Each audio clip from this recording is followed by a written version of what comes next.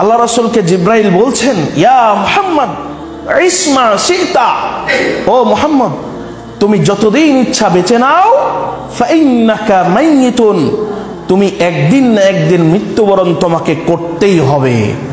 এরপরে তিনি বলছেন, ওয়া আমাল মা শিতা ইয়া মুহাম্মদ, ওয়া আমাল মা শিতা, মুহাম্মদ তুমি যত আমল ইচ্ছা করে নাও, যত ইচ্ছা কাজ করো, কিন্তু মনে রেখো ফাইন্নাকা মাজজি বিহি ইয়াউমাল কিয়ামা, এই কিয়ামতের মাঠে তোমাকে এর প্রত্যেকটা হিসাব, তোমাকে পুঙ্খানুপুঙ্খরূপের হিসাব তোমাকে দিতে হবে।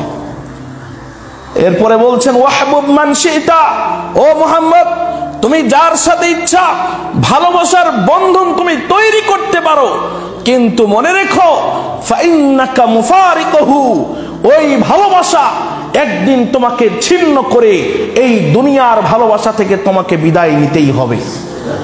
সম্মানিত হাজিরিন, আমি আপনাকে যেটুকু বোঝাতে চাচ্ছি সেটা হলো, মুহাম্মদের মতো মানুষ, মুহাম্মদ মানে যিনি এই পৃথিবীর আদম থেকে শুরু করে নবী ঈসা পর্যন্ত যত নবী রাসূল আল্লাহ প্রেরণ করেছেন, সব নবীদের নেতা হবেন মুহাম্মদ সাল্লাল্লাহু আলাইহি ওয়াসাল্লাম।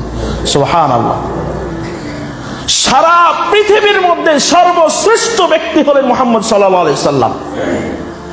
কিয়ামতের মাঠে যত নবী রাসূল আছে, সমস্ত উম্মত নবী রাসূল সহ সকলেই একেবারে রাসূল সাল্লাল্লাহু আলাইহি ওয়াসাল্লাম মুহাম্মদ সাল্লাল্লাহু আলাইহি ওয়াসাল্লামের পতাকা তলে অবস্থান করবেন, তিনি হবেন সবার সর্দার। সুবহানাল্লাহ।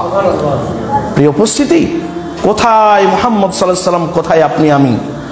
ওই রাসূল সাল্লাল্লাহু আলাইহি ওয়াসাল্লামকে জিবরিল বলছেন, ওয়া আমাল মা শিতা, মুহাম্মদ তুমি যত আমল ইচ্ছা করে নাও, কিন্তু মনে রেখো ফাইন্নাকা মাজজি বিহি ইয়াউমাল কিয়ামা, কিয়ামতের মাঠে এর তোমাকে পুঙ্খানুপুঙ্খরূপে হিসাব তোমাকে দিতে হবে। প্রিয় উপস্থিতি, আমিও বলতে চাই, আপনি এই দুনিয়ার জীবনে যা ইচ্ছা করতে পারেন, কিন্তু আল্লাহি, আল্লাহর কসম করে বলছি, আল্লাহি আল্লাহর কসম করে বলছি, আপনি যেটাই করবেন, যেটাই করেন, যে আমলটাই করেন, এর পুঙ্খানুপুঙ্খরূপে হিসাব আল্লাহর কাছে জবাবদিহিতা আপনাকে করতে হবে।